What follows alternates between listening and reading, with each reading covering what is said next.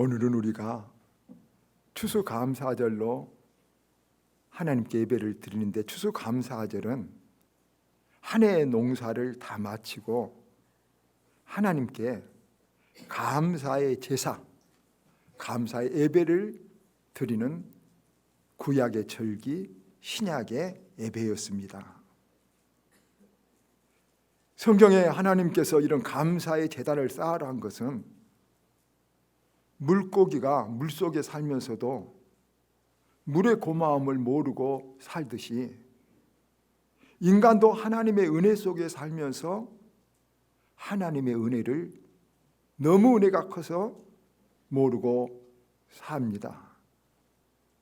그런 우리들에게 하나님께서 추수감사절을 지킴으로 너희는 은혜 속에 산다는 것을 잊지 말라는 하나님의 뜻과 명령이 담겨져 있습니다. 모든 만물을 하나님이 만드셔서 모든 만물이 하나님의 것입니다. 하나님께 나와서 하나님 안에 있다 하나님께로 돌아갑니다. 그런데 대부분의 사람들을 그것을 모르고 은혜를 모르고 살기 때문에 하나님, 우리 믿는 사람들은 그것을 알라고 추수감사절을 정해서 지키라, 하나님 백성은 지키라고 명령하신 것입니다.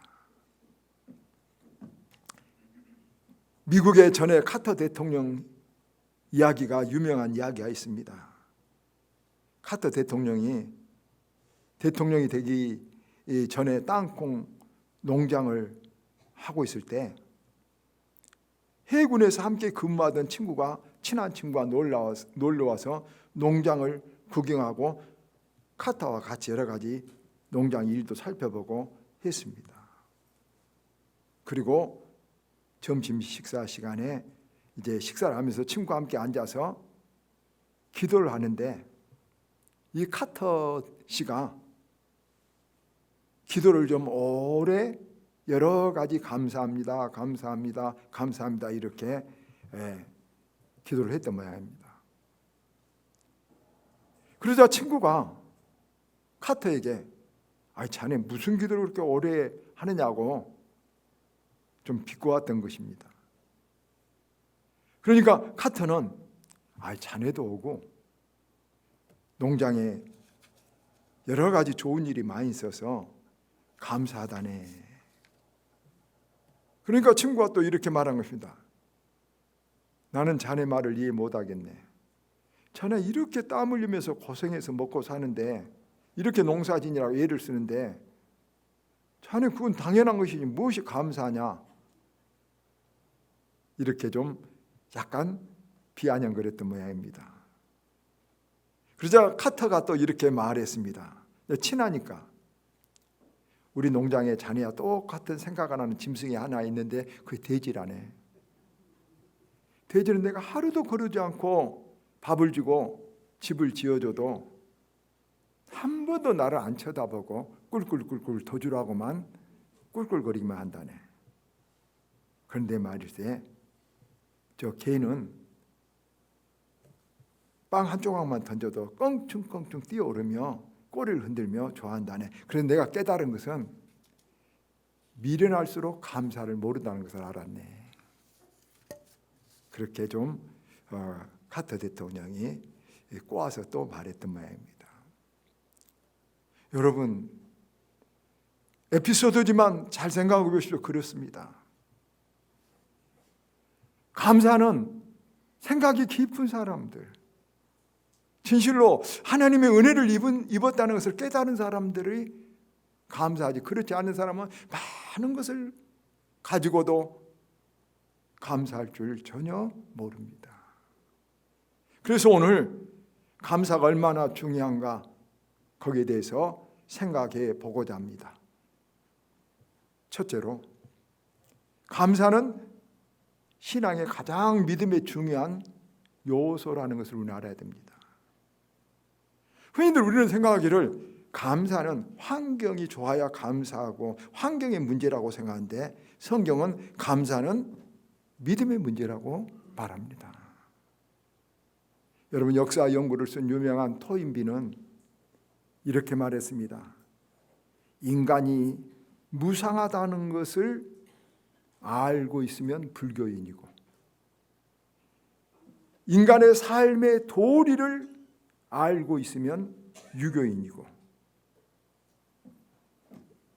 이 사람에게 권위에 복종하는 것을 알고 있으면 회교도인이고, 은혜를 감사를 알고 있으면 기독교인이다. 그렇습니다. 우리 기독교인의 표지가 뭐겠습니까? 토인비가 잘 봤다고 생각합니다. 진짜 불교인들은 인생은 무상하다 압니다. 그게 진짜 불교인입니다. 우리 기독교인의 진짜 리얼 크리스천, 진짜 기독교인은 뭐겠습니까? 내가 살아온 것이 하나님 은혜구나. 이걸 알아야 기독교인이라는 것입니다.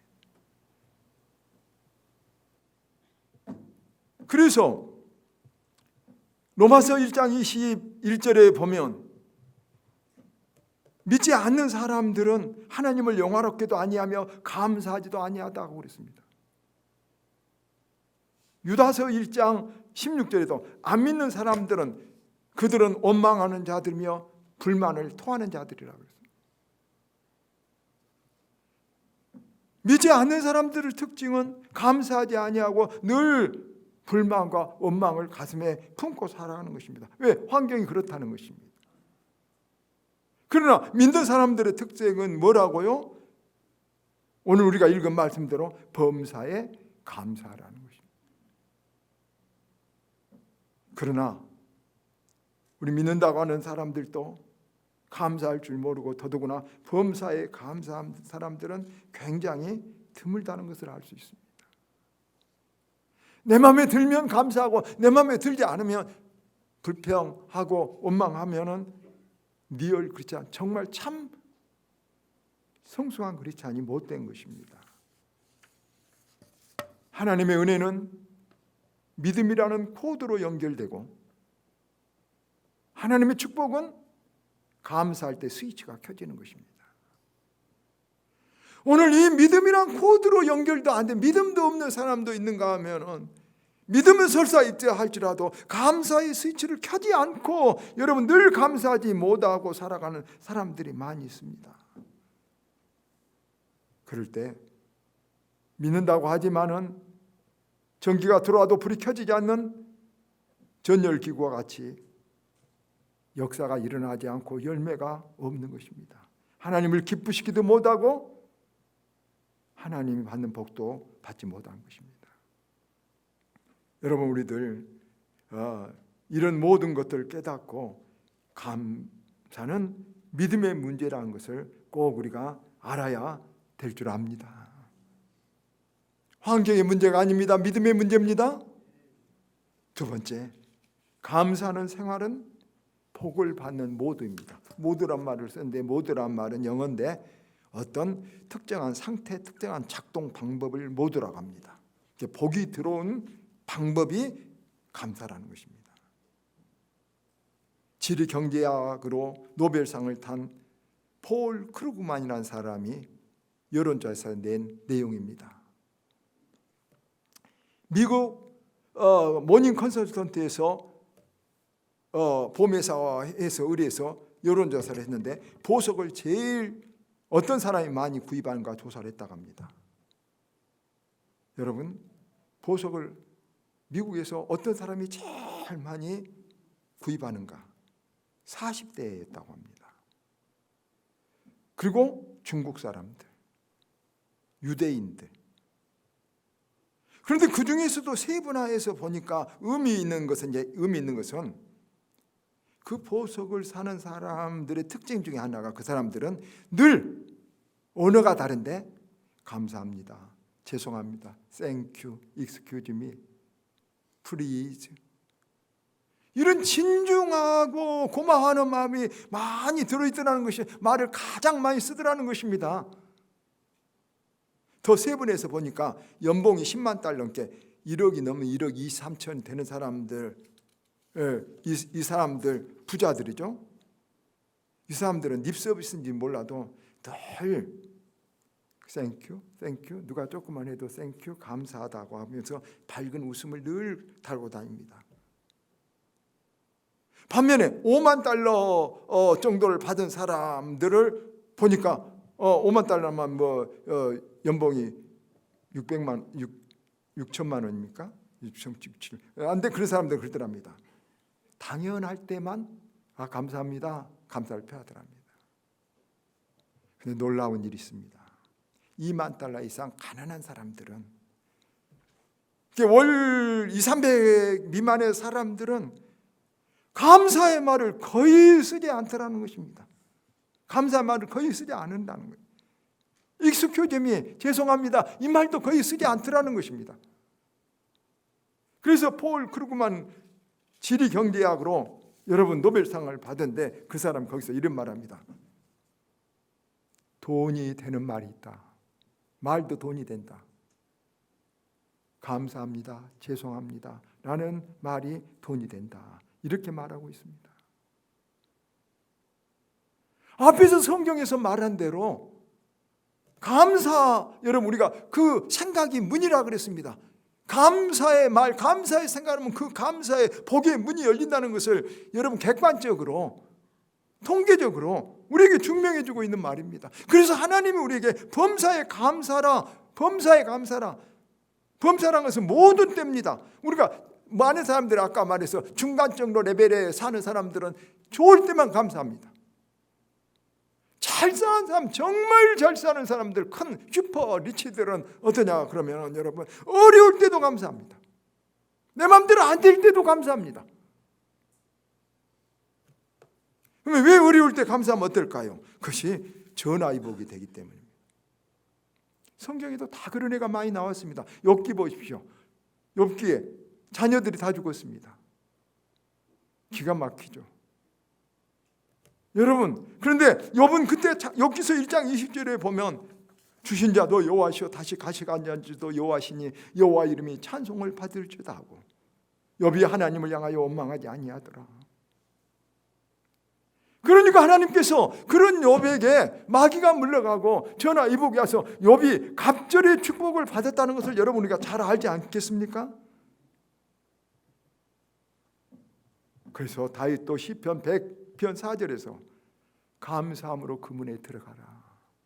그 문은 하늘나라 문, 축복의 문으로 어떻게 뭘로 들어가라고요? 감사로.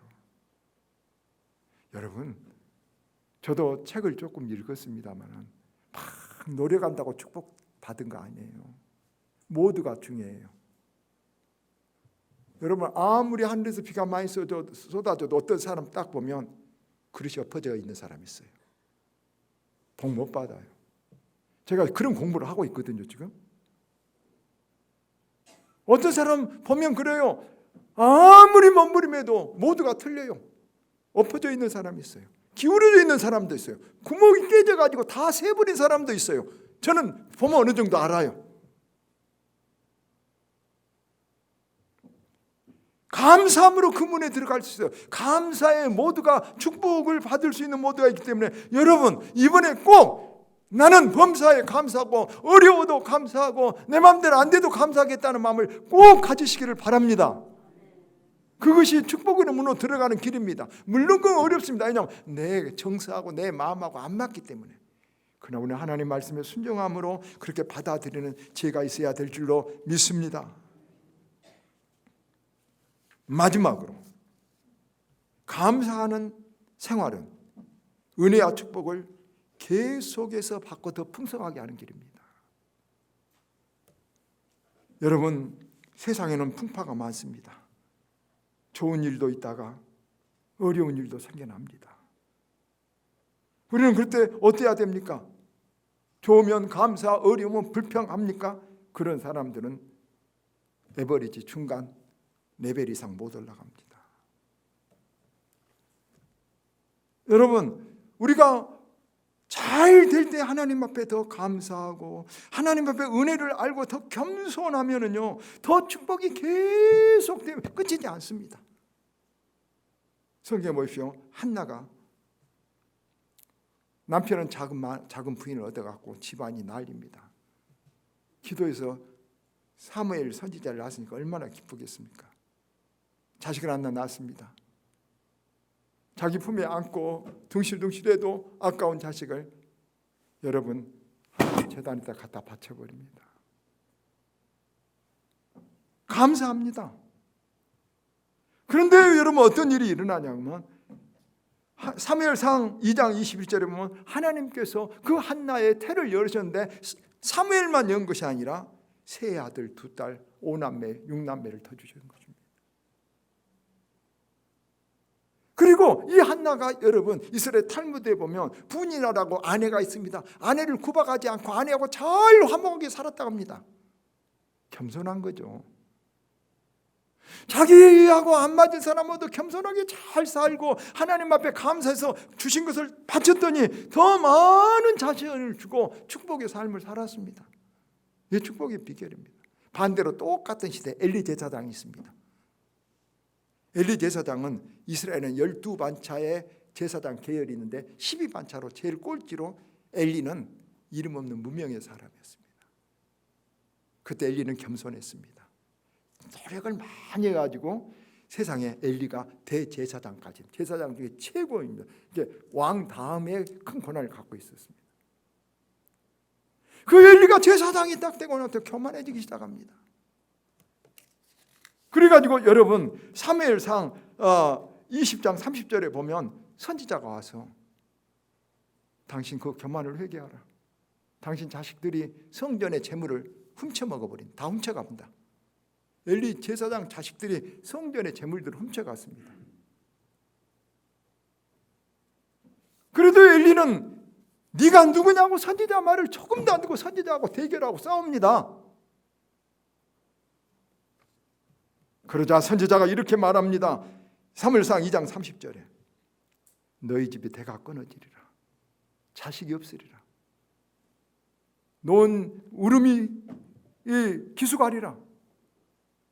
엘리는 내가 이렇게 고난이 많고 이렇게 돈이 많고 이렇게 세상에 권세를 왕 다음으로 갖고 있는데 뭐 해야 하냐는데 블레셋이 쳐들어옵니다. 엘리의 두 아들이 블레셋은 애구가 우리나라에 남해안에 쳐들어온 것처럼 자꾸 동해안에 쳐들어온 것처럼 쳐들어오는데 작은 싸움이었습니다.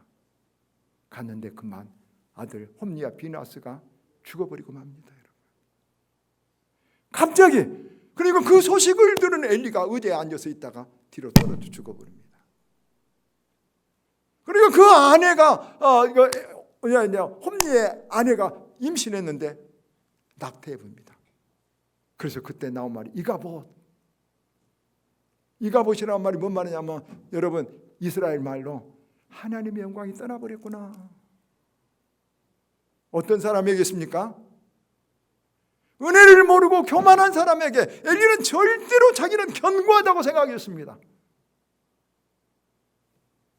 우리가 여러분 늘 감사하고 겸손하고 덜 은혜는 나는 자격이 없습니다. 하나님 감사합니다. 나는 자격이 없습니다. 감사합니다. 덜 이렇게 하면 계속 은혜가 공급이 됩니다. 여러분 잊지 마십시오. 혹시 여러분 내 마음대로 모든 일이 잘된 일이 있어서 교만한 마음이 있으면 빨리 그건 지금 사단이 조아라간 지금 사단에게 문을 연다는 거고 여러분 겸손하게 하나님 저는 죄인입니다. 하나님 감사합니다. 이런 모드로 살아가면 축복이 계속 되는 줄 믿습니다. 그런데 그게 쉽지 않습니다. 왜 쉽지 않습니까? 여러분 우리 인간은 얼마나 교만하기 쉬운 존재인지 모릅니다. 참 교만하게. 그래서 그 탈무드에 이런 말이 있습니다. 참된 지혜란 모든 사람 모든 경우에서 배우는 것이고 그 지혜인 것입니다.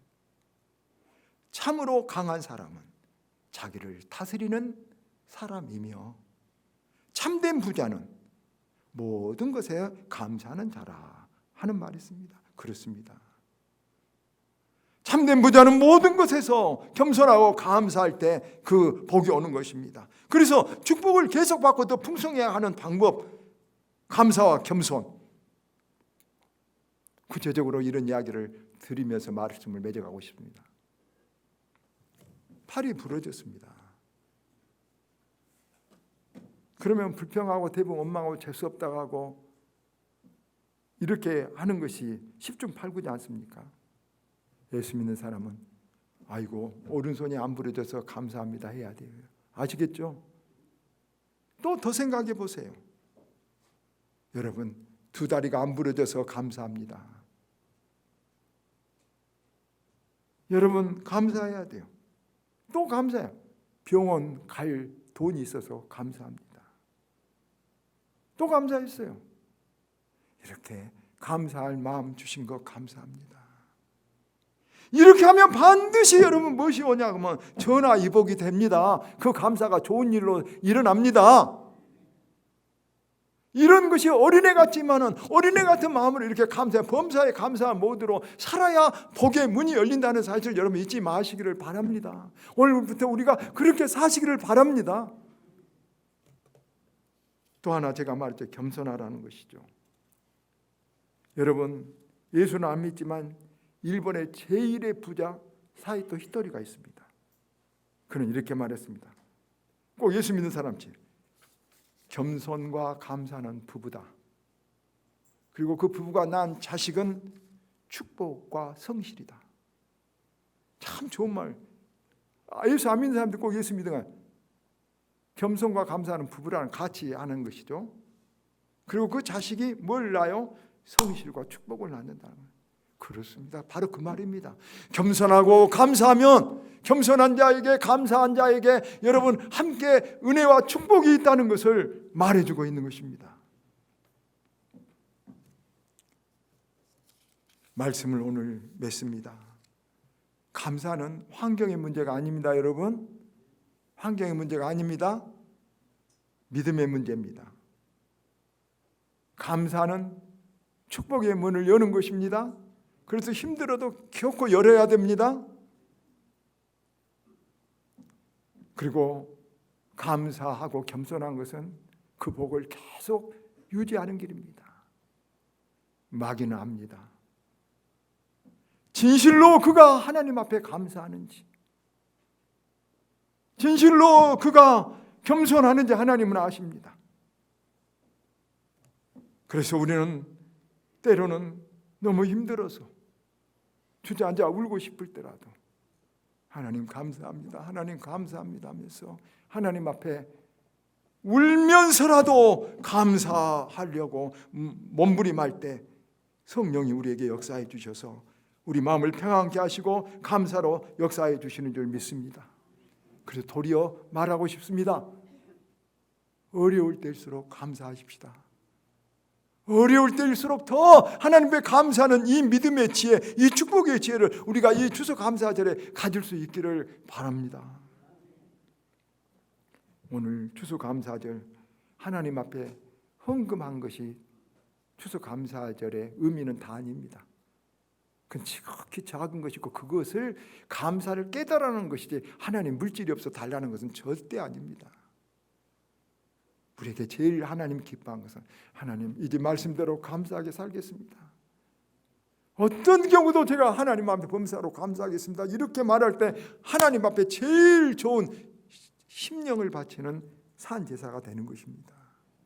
여러분 하나님 감사하게 살겠습니다. 이렇게 결심하는 저와 여러분, 그런 삶을 사는 저와 여러분 되기를 주의 이름으로 축원합니다.